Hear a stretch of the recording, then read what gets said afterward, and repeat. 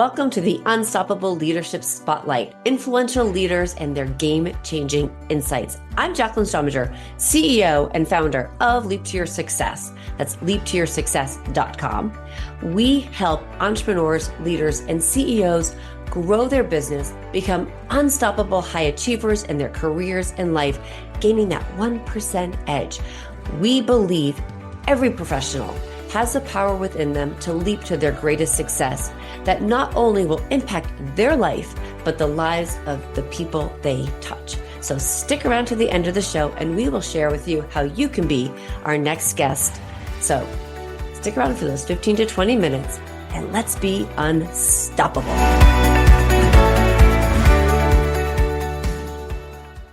Hi, everybody, and I am Jaclyn Strominger. Welcome to the Unstoppable Leadership Spotlight podcast, where we hear from influential leaders and their game-changing insights. Again, I'm Jaclyn Strominger, your host, and today I want to welcome our amazing guest, Matt. Oh my God, I'm like saying guest with Matt Remuzzi. So Matt has an amazing history, and we're so grateful to have him as a guest. He started CapForge back in 2000 after being laid off from a venture-backed firm as part of the dot-com bust happening at the time. And CapForge started out as a consulting business for small businesses and has never strayed from those roots.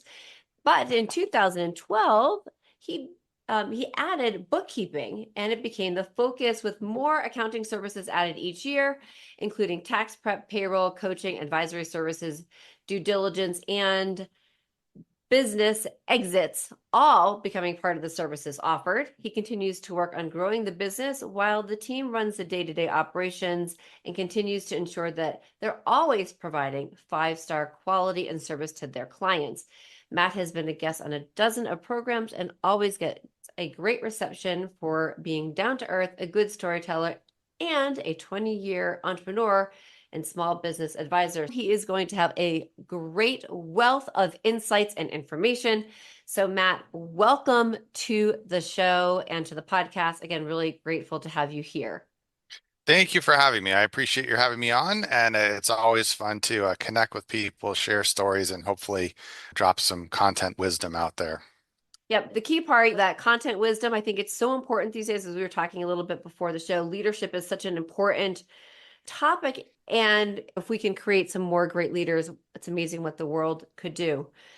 So Matt, tell us about your journey. You shared in the bio that you left the corporate world, so to speak, and you went out on your own.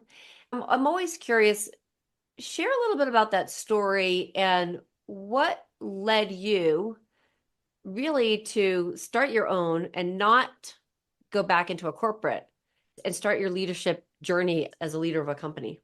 I'm somebody who'd always known that I'd wanted to have my own business. I always had that as a goal, as an internal drive, but I didn't ever know how to manifest that, what that would have looked like. I didn't have a particular business that I wanted to start or a specific skill that I thought would be useful. I always wanted to be an entrepreneur. I just didn't know how to make that into a reality.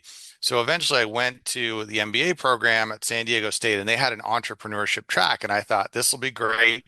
I'll finally get it figured out. I have 2 years to surround myself with other entrepreneurs. I'll finally get it figured out. I graduated in May of 2000. I had not yet figured it out. So I took a job at this company, which was a venture-backed company, doing consulting for small businesses. I got laid off a few months later in October. And at that point, I thought I had some savings and I thought, okay, now I finally have a skill and I know I like working with small businesses. So maybe what I'll do is I'll see if I can do this consulting that I was doing under the company umbrella as a freelancer on my own. I'll give myself, it was October at that point, I'll give myself till the end of the year. If I can make this work, cool. If not, I guess I'll go back to looking for a job in January. And fortunately, based on the experience I'd had and the connections I'd made in that entrepreneurship program and working at that consulting company, I was able to get a job, a consulting gig, and then another one and another one. And pretty soon I figured out, okay, I think I can make this work. Right. And then I just never looked back. I was on the route, and that wasn't my dream business or my dream entrepreneurial vision, but at least I knew I could sell myself, sell services that I could provide, charge a fair price for it, and support myself without having to go get a job. And then from there, I bounced through about 14 other things. And then I finally ended up where I am now. But along the way, and they weren't all successes. I tried different things, some worked, some didn't. But each time you do that, you build your mental confidence and you get a thicker skin about when you run into problems, and you less and less think of going to get a job as a plan B. Let's all do this, but if that doesn't work, I'll do something else. But none of those things are going to involve me getting a job again. It's Right. just going to be some different version of entrepreneur. But at least for me, I had to do it, and it took a while Yeah. before I felt, okay, this is real and I can do it. But Right. that was an accidental launch into entrepreneurship. I knew I wanted to do it, but I just didn't know the how or the what. And that experience gave me the what it was I was going to do and how I was going to do it. And then that's when all the pieces came together. Okay, so I have lots of different questions I want to ask you, but and some of it has nothing to do with leadership, some of it has to do with selling yourself. But I want to ask you on the leadership, when you were at the venture-backed company and doing the consulting, was there anybody there that inspired you, or did you maintain any connections with any of those people that actually helped you launch yourself, or that and also was a mentor or a someone that you wanted to follow or emulate? Very much so. I was fortunate enough that my boss in that short tenure at that company was called to lead him was a guy named Mark Devine. And if you look him up, Mark Devine is a former Navy SEAL. He's got some great books out on leadership, the best mentor I could have asked for in that position. He was entrepreneurial himself. He had started a microbrewing company. He's had some online ventures going at the time. And really, the best thing I learned from Mark was just the ability to continue to push through. And of course, that was part of his ethos as a Navy SEAL, right? No problem stops us from the mission. And of course, I wasn't operating in a Navy SEAL environment, but nevertheless, right, entrepreneurship, It's a Navy SEAL environment. people are constantly throwing rocks at you, right? There's always one thing after another. And if you let that bog you down, if you let that knock you off course or decide to give up, then of course, right, you will not accomplish the mission. So he was not only a great inspiration from a business standpoint and as a leader, but also that mental toughness and the desire to set your focus on a goal and push through regardless. And I think I had some of that internal drive anyway, but it really just brought it to a forefront how if you decide that you won't be stopped, you won't be stopped. Right. And it's one thing to say it, but it's another thing to see somebody demonstrate it and really put it into that really is something you can do. It's not just words or a fancy bumper sticker, but it's really the reality. And so I was very fortunate to have worked with him for that period of time, and we stayed friends after, and we continued to support each other. And I've helped him with some of his stuff, and vice versa. But yeah, he was Providence saying, "Boy, we're going to give you just exactly what you need in this moment in time to get you on your way." And I couldn't have picked a better person had I had a whole yearbook to pick from. That's awesome. Because when I think about people getting into the workforce, and that's one of the things, having a great leader that, and it's not necessarily even a leader, but somebody that you could look up to and say, you know what, he's got qualities and skills that I really want to either emulate or take or adopt. And not everybody gets that. You run a company and of your own. Mhm. And so what's your leadership philosophy? It's interesting. We had a company retreat just a few weeks ago where I talked about this because I really believe that culture comes from the top down, and who I decided to hire and promote directly influences who they've decided to hire and promote. And the whole thing kind of runs from the top. There really is leadership from the top down is a real thing, a culture from the top down. And my philosophy, which I learned from another mentor who was even earlier in my career when I was a restaurant manager, and I'd never managed anybody. He showed me the light on how to manage people. But the basic philosophy is that if there was a problem, it must have been my fault. And the reason I think that's really important to adopt as a philosophy is because if I say these things just happened to me, there's nothing I could do. That person's a bad employee. That person made bad decisions or poor choices, and now we're all stuck with trying to clean up the mess. If you look at the world that way, then of course, yeah, you're the victim of your circumstance. But if you say, what can I have done differently to prevent this? How is this? I look at this as, okay, this was my fault. What do I need to do then to fix it? And some people are like, how can everything be your fault? If the person, even if it's not my direct report, but a subordinate of them, did I not give their manager enough training, enough clarity, enough clear expectations on how to hire and train their people? Then I could have done a better job, right? If somebody's continually underperforming, what did I do that didn't give them the tools they need to do it properly? Or maybe it's just they're just not the right fit, and I have continued to let them be in a position that they shouldn't be in, right? Whether either changing their role or maybe they're just not a good fit for the business, and that decision needs to be made. But I think if you look at things at whatever level of management you're at, is what did I not do enough of or could have done better or failed to do that allowed this thing to happen? If you take control and own it, then you can fix it. If you Right. Yeah. externalize what happened and say, it was nothing I could have done, that was not my fault, that came from out of the blue or whatever, then you're just saying whatever happens, we're just going to have to deal with it. There's nothing we could have done. So my philosophy is there's always things we can improve. There's always ways we can make it better. There's always ways you can take responsibility, own the problem, and then fix the problem. And if that's your attitude, then there is no problem that we can't overcome and make better and fix. And so that's what I've tried to instill in everybody in the team here, that you try to own the problem, figure out how you could have done it better, even if it doesn't directly seem like it was your doing. There's probably a connection. There's a way you could influence making that problem go away or get solved or get better or whatever the case. So that's my philosophy. It comes from the top down, and responsibility goes up, right? The buck stops all the way at the top. And then if each person has that attitude, then nobody's ever going to be pointing fingers and playing the blame game. It comes back to yourself. Right. And I love that. It's truly, that's such a great insight. So listeners, take note of that. Like own it. Like really own it.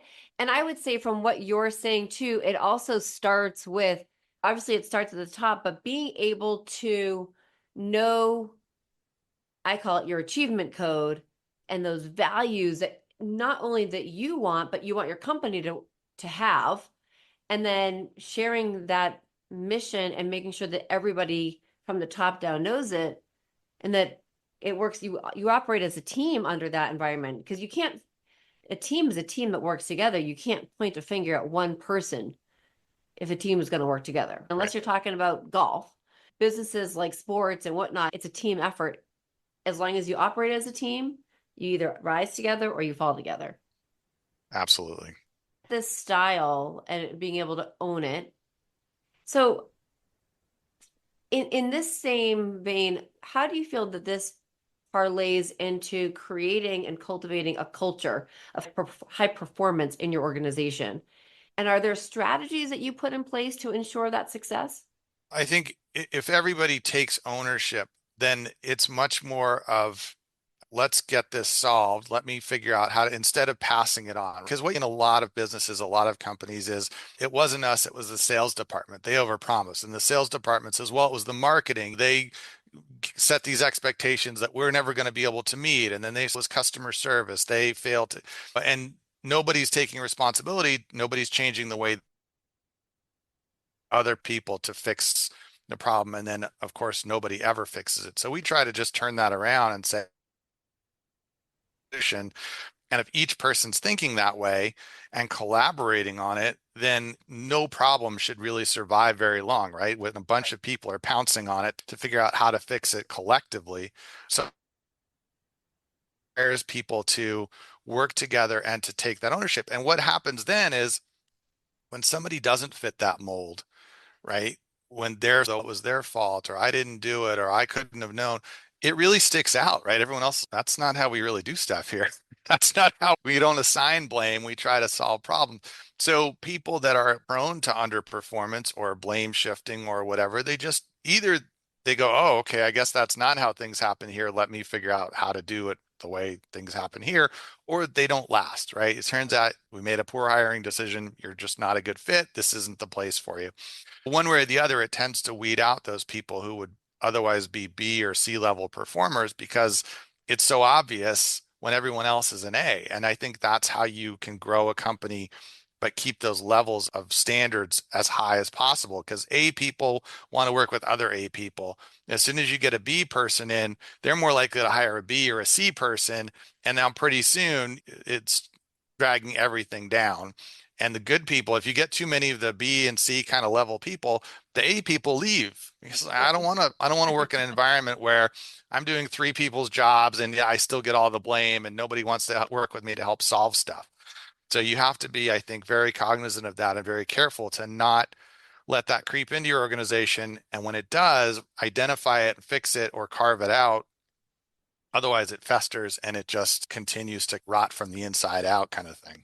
Yeah, no, and that's so true because that if you've got somebody in there who is whether they're a negative person or maybe they're not fit for the right team, they're not on the right team, but maybe there's a better place for them, you can decide that and figure that out by knowing who they are. But if there is somebody in there who is bringing the rest of the ship down because of their attitude or how they're operating, as you said, it festers and it's something that we don't want to, negativity can spread and we don't want that to happen.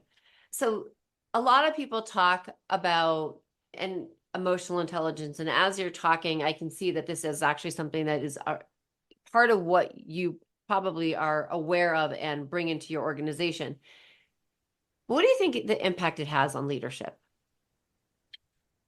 I think it's really huge. I think it's in order to motivate people, and this was something that like I mentioned, one of my first the management folks who showed me and taught me how to manage people. One of the first things he pointed out was might be motivated by having very clear direction, right?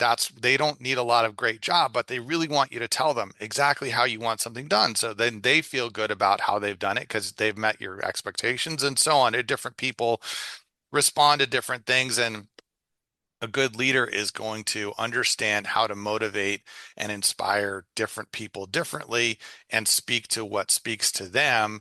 And if you're doing that, then hopefully the whole team is really operating at full capacity and full productivity. When you have a one size fits all leadership style or you're tone deaf to the way that people are reacting to the message you're giving them, I think it's much harder to have good outcomes because you might be saying, okay, everyone needs to pull together and really work on this project. You're going to have to work overtime or work on the weekend. And maybe you miss the fact that they were telling you for months, hey, this thing's going to go over budget. We need more people. We don't have enough resources. Now they're going to resent the fact that you're asking them to give even more when they've been trying to tell you all along that these things were happening or whatever. So I think being a good leader is absolutely being a good listener and hearing what people are telling you, being open to feedback and input, and then working with people on the level that motivates them the most. And it's not a one size fits all situation. If you can do those two things, I think you get 2x, 3x, 4x the productivity and performance out of people. And they aren't doing it just because of a paycheck, right? If you're only motivating people by pay, I feel like you've lost the battle, right? Yeah. Ideally, you want people who want to work hard for you, for the team, for the business because of internal motivation, because they're inspired to do a good job and they love what they do and they want to see good outcomes. And then, yes, the pay is nice also, but it's not like I'm just here for a paycheck. The people who are, I'm just here for the paycheck, you want them out as quick as you can because Right. they're only giving you exactly as much as they feel like you've paid them to give and nothing more. And they're the people who will sit in one room while the room next door is on fire and go, oh, it's not my room. So I think I wandered a bit from the point, but I No, think but what emotional intelligence is very helpful in being a good leader for sure. no, but it plays a significant role in that because you get to know, to me, you get to know the people for who they are and you get to look at people for people and that the people on your team, they're your team members, not to look at your employees as, oh, Matt's employee number five, put him like, and when I see him, he's five. No, he's Matt. And Matt has kids, and Matt's going to need to go home at 5 o'clock to, be part of his kids' sports programs or dance classes or whatever it is. And it's recognizing those things. I think is so, in being a leader, like to recognize that your people are human. Yeah, absolutely. As soon as you start to see people as interchangeable parts, you've lost the thread of what's going to work for you and what's going to be good leadership. Now, obviously, as the organization gets larger and larger, you're not going to be able to have that intimate knowledge of each person in the organization, which means it's even more critical than that when the managers you hire or promote, bring in, they're going to be the same kind of people who recognize that it's not just a 5-person team. It's Sally and Joe and Steve and Frank and Betty and what each of those people brings to the table and how, again, they like to be communicated with and what works for them. As long as I've done a good the management team, then they will in turn manage the same way and so on. But and as soon as you lose that and you hire somebody who's just looking at people, well, I just have a team of 5 and I don't really, they're all the same to me. You're gonna start to see the impact of that pretty quickly. Yeah, no, I think that's, you're speaking my language, because I think it's really important to share that as companies get bigger, the it's almost like instead of thinking them as management or as in units, I look at them as like mini companies within the company.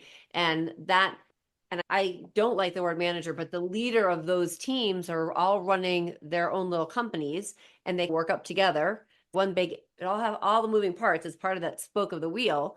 And if you're Mhm. on the top, you're in the center, and those the other pieces are all going around, and they have to all work together to go around. Otherwise, you're rickety. But it also creates that management, and that leadership is going to capture your essence of how you lead, so it trickles down. It's so important. So as you're bringing people up within your company and giving advice to emerging leaders, what what do you do actually, or what is the key piece of advice that you like to sprinkle into people as they're becoming or growing into that leadership role? I think one of the key pieces that a lot of people don't understand or recognize in their early days of trying to manage is just how critical it is to provide clear expectations and clear desired outcomes. And I see this with all kinds of people, right? And they expect somehow people are going to read their mind and then they're going to do things exactly the way they would have done it. So I try to remind them that one, if you want a specific outcome, then you've got to give directions to allow somebody to be able to get to that specific outcome. They're not doing it a different way to piss you off. They're doing it the way they figured was the best way to do it because you gave them very vague Right. information and directions on how you wanted it done. And then the other part of it is if at the end they got done what you asked them to get done, even if they did do it a different way, then you have to ask yourself, does the outcome matter or does the method matter? Because if the method matters, then you have to give them direction on the method. If the outcome is really all you care about, then that's okay that they did it differently. They came to a different way of doing it. And so I've seen people over stupid stuff, right? I used to have a guy that would wanted the floors swept in a specific row, right? He had it, you sweep this room, then you sweep that. Yeah. Does that really matter? Or is it just as long as they get all the floors swept in the half an hour that you've allotted for floor sweeping, can we call that good? Come on. Right. Right? If the outcome is, yeah, and it's funny because sometimes people get so caught up in, oh no, you've got to follow it my way, and Right. that becomes closed-minded thinking. That means that you can't see the forest through the trees, and sometimes you might be really surprised that somebody's going to get to an outcome in less steps because they did it a different way, and that's celebrate it, right? You're giving people the autonomy to think and be on their own and use their brains. Exactly. I think a lot of small business owners get stuck in that stage where they maybe have 3, 4, 5 employees, but they haven't been able to let go of anything actually important. And then they feel I'm not going to work 60 hours a week. I'm burned out as it is. I'm not going to do more, but I can't find any good help. I can't find anyone that'll. That's because You won't let go and unclench. You won't delegate properly. You won't set clear, expectations and let people go out and do it. Yes, they might not get it right the first time, but that's okay. You did most of these things. Here's the few things, fix this and do this differently, and then allow them to do it with their own autonomy as long as the outcome is correct. And then you can grow the business. Then you can have 10 people, 20 people there. But if you are, unwilling to let go, to delegate and to lead, instead you just have a bunch of extra pairs of hands that you're directing and micromanaging at that level. Yes, you're going to get stuck, you're going to get burned out, and ultimately you're holding everyone back, right? Because if the business could grow from 5 to 10 people, you've given the first 5 people a path to be promoted and grow in the business, right? If you are stuck, you're only ever going to be 5 people big in your business. You've basically capped the growth of everybody that works there. And eventually the ambitious ones that are smart and capable and could do more are going to go find work somewhere else. And you're going to end up with the people who never want to do more, aren't ambitious, aren't interested in learning anything else. And they're going to be the ones that are happy having the same job for the next 30 years. So you really, by not learning how to be a leader and not learning how to lead well, I think you're really holding yourself back. You're holding your business back. You're holding the opportunity for growth back by a lot. Right. Yeah. No, that's incredibly powerful. And I think that's one of the key things that, you know, as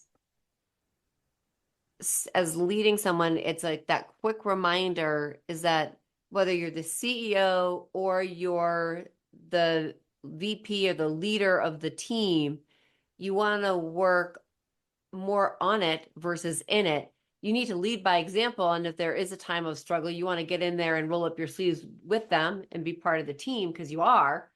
But you got to delegate and you be able to let go and let people think. One question I always like to ask, we've all had crazy things happen, highs, lows. What was one time in your journey that, and I don't like the word failure, but where you hit a flop or something that made you, that really influenced your leadership and how you run your business? There's one example from back in the early days when one of the businesses that I ended up acquiring as during the consulting and before I got into accounting, I actually bought a catering business because I had had prior experience in the restaurants and I thought for various reasons that a catering business would get back into that industry, but with some of the benefits of that without some of the downsides of that. And anyway, as a catering business, we had a very busy December, right? That's when there are all kinds of holiday parties and things going on. And one particular Saturday in the middle of December, it was about 10 o'clock in the morning. We had about 8 trucks lined up waiting to get loaded up with food and go out to parties. And in the middle of all this chaos and hecticness and 30 people running around and everything, a fire broke out in the kitchen. And there is no worse place to have a fire than in a kitchen where you only, in a restaurant kitchen, you only have a matter of seconds before the sprinklers go off and douse the entire kitchen with fire retardant and effectively ruin 8 different holiday company parties that were about to happen in the next. So that was an extremely stressful situation. And luckily, I was able to work through it and get everything back on track, get the fire put out enough that the system didn't go off, actually manually turn the system off so it couldn't go off, and then continued to fight the fire with a couple of the cooks and a couple of the wait staff there and saved everything. But it was one of those things where it would have been easy to just say, oh, forget it.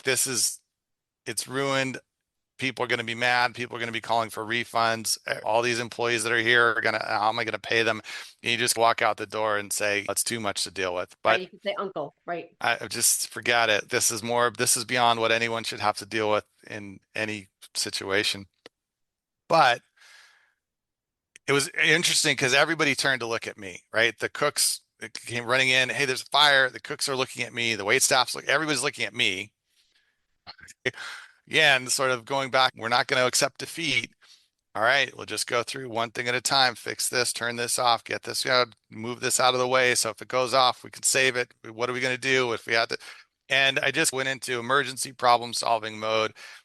And the interesting thing was when people saw me doing that, they were like, okay, yeah. And then I would, okay, do this and do that. And everybody stayed relatively calm and we got through it.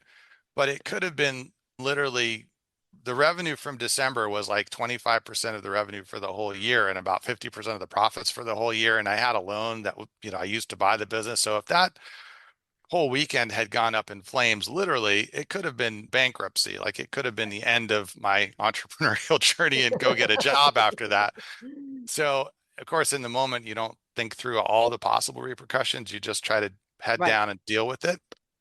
But that was definitely, in hindsight, a moment where I was truly put to the test of saving the business, demonstrating level-headed leadership and problem solving in the moment. And I feel lucky that I rose to the occasion because I was borderline for a second going, I'm just going to run over to 7-Eleven and I'll be back in 15 minutes. Tell me what happens.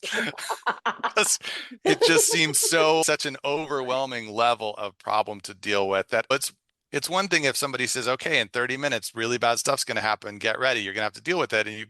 But it was literally, I was on a phone and the guy comes in from the kitchen and says, there's a fire. And I guess I'm calling you back. And I was not expecting in that second Right. to deal with a potential existential event. So it was a lot, but I think that, what I'd learned from Mark Divine and what I'd been practicing for the 5 years before between starting as an entrepreneur and that moment in time was just that, okay, no matter what problem comes, head down, work on solutions, stay calm, one thing at a time, just fix it. And then when it's all done and the problem solved, and then you can sit down and go, oh my God, that Right. was some serious, And then you can say, whoa, I'm pretty damn badass, right? And yes, yes. and so such a great lesson. And the key thing is staying calm, because I think that is one of the things that a great leader does. So you're a great leader. Matt, you're an amazing leader, because Thank if you if because seriously, think about it. Something can go wrong and you see it all the time, right? You see it. I'll just give the example at the airport, right? Your bag gets lost, right? The person behind the counter, it's not their fault. you. But you see some people scream, whatever. It's not going to help your bag get there any faster. And it doesn't make the other person feel great. They can't do anything about it. You're better off in all circumstances. You're better off just bringing it down a notch and being calm, so that you don't, because if you started, yes, you may have been screaming, but there's a calmness. And because it could either make people want to work for you and with you, or it would make them run because there's a fire and they're like, oh my God, and Matt's on fire too.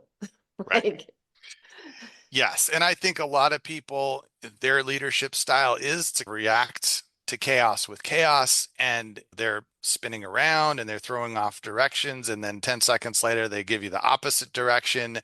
And I think most people don't want to work under that style of leadership where it's chaos, where it's constant firefighting and constant upheaval. right. I think they want to work with and for someone who keeps a level head, works through things, doesn't get overly excited, doesn't get overly emotional about things, and is a steady hand. If I was the bystander of an emergency, I'd be much more calmed and inspired by somebody who said, okay, no problem. We're going to take care of this and goes rather than somebody who runs around and go, oh my God. You're like, You that kind of know, person Matt, obviously thinks right? this is pretty bad. So maybe now I should panic. Oh, So yeah, yeah. no, that's actually great. So Matt, you've got this great business. We haven't really talked about it, but you really have a way of impacting other leaders and other businesses. And so tell us, how can people find you? How can people connect with you? Because if you're a business, no matter what you're going through, Matt's company and Matt is a great person to connect with. So how can people find you? Yeah, the best way to find us really is via our website, capforge.com. It's got information about myself and the team and the services we provide and the way we work with business owners to help. And I think that is something that differentiates us as an accounting firm. What I think most people expect from their accountant is, well, here's how much you owe in tax at the end of the year, and here's your financial statements. But I try to bring to all of our client relationships the sun in growing a business from the spare bedroom in 2012 to 85 clients across the country and even internationally now. What I've done to get there, a lot of people seem to be interested in the story and the steps, and I'm happy to share that with people because I don't just want to help you get your taxes filed and help you get your financial statements. I want you to be able to understand the numbers behind your business and how you can use the numbers and what your business does, what makes your business unique, and your own ambition and ideas for growth. I want to help you with all of that, right? That's the coaching and advisory part of what we do to help you take it from here's the numbers on the page to let's turn that into the realization of your goals, your aspirations, your dreams, and really share with you all the different ways we can help you figure out how to get there from here, whether it's you're a one-man band now, or you're 10 people and you want to grow to 50, or you're 50 people and you want to get to 100, whatever it is. That's the value add that I think we bring to the table that your typical CPA accountant is not. They haven't done it themselves. They haven't, been around as many people doing it, and that's not their passion to talk about. So I'm an entrepreneur who happens to own an accounting business versus an accountant who owns an accounting business. And I will say, so I think that's really huge because I will say the one thing that I hear, and from what you're saying and what seems to be how you would operate, and why, if you're a business owner, connect with Matt. Listeners, chime in, connect with him, because one of the biggest things that you want in your business is you want to have the accounting firm that is your partner that knows about your business and knows how you operate, and not just the CPA, as you just said, who has an accounting business. You want the person to be your partner because you're going to be able to find savings, things in that you may not even realize because you've been through it and you do it and you're living it.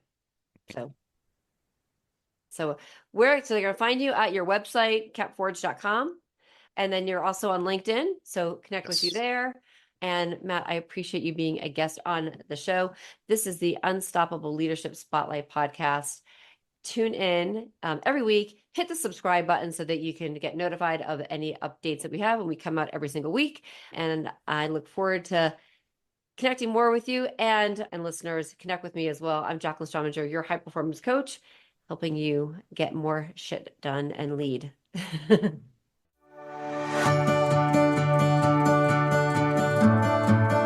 I'm Jaclyn Strominger, and I want to thank you so much for listening to the Unstoppable Leadership Spotlight, Influential Leaders and Their Game-Changing Insights podcast. If you are a successful CEO, entrepreneur, or leader in your industry, and you have insights you would like to share, we want you to be a guest on this program. So please visit go.leaptoyoursuccess.com/podcast. And if you have gotten something out of this interview and you'd like to share the episode on social media, just go ahead and take a screenshot with your phone and text it to a friend or post it on socials. If you know somebody who would be a great guest, please tag them on social media and let them know about the show and include the hashtag Unstoppable Leadership Spotlight. I love seeing your posts and your guest suggestions. So we regularly are putting out new episodes and content. So please make sure you don't miss any episodes and go ahead and hit subscribe. Your thumbs up, ratings, and reviews go a long way to help promote the show, and they mean so much to me and my team. You want to know more about the podcast or about Leap to Your Success? Just go to the website leaptoyoursuccess.com or follow me, Jaclyn Strominger, on LinkedIn, Facebook, and Instagram. Just plug in my name, Jaclyn, that's Jaclyn Strominger, Strominger, and follow me on all the socials. So thank you so much for listening, and remember, be unstoppable.